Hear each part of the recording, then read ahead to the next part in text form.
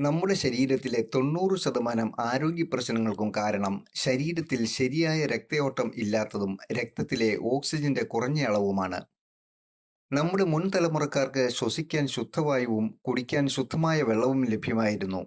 അവർ ചെരുപ്പിടാതെ മൺവഴിയിലൂടെ നടന്നതും പാടത്തും പറമ്പിലും ഇറങ്ങി പണിയെടുത്തതും മൺപാത്രങ്ങളിലുള്ള പാചകവും ഭക്ഷിക്കലും മൺഭിത്തികളും തറയുമായുള്ള നേർസമ്പർക്കവും അവർക്ക് ഈ കാന്തിക ശക്തി ലഭ്യമാക്കി. അതുകൊണ്ട് അസുഖങ്ങളും അവരിൽ നിന്നു മാറി നിന്നു.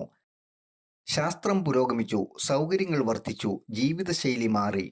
വീടിനുള്ളിൽ വരെ ചെരുപ്പിട്ട് നടക്കുന്നത് മുതൽ കുടുംബസമേതം പുറത്തുപോയി പാശ്ചാത്യ ഭക്ഷണങ്ങൾ കഴിക്കുന്നതൊക്കെ നമ്മുടെ ജീവിതത്തിന്റെ ഭാഗമായി.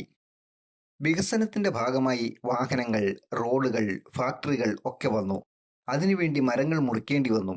ബിസിനസ് മത്സരത്തിൽ കമ്പനികൾ അവരുടെ ഉൽപ്പന്നത്തിന്റെ ഗുണമേന്മയേക്കാൾ ലാഭത്തിലായി ലക്ഷ്യം. ചുരുക്കത്തിൽ നമുക്ക് ശുദ്ധമായ വായുവും വെള്ളവും ആഹാരവും കിട്ടാതെയായി. അങ്ങനെ രോഗങ്ങളും വർദ്ധിച്ചു.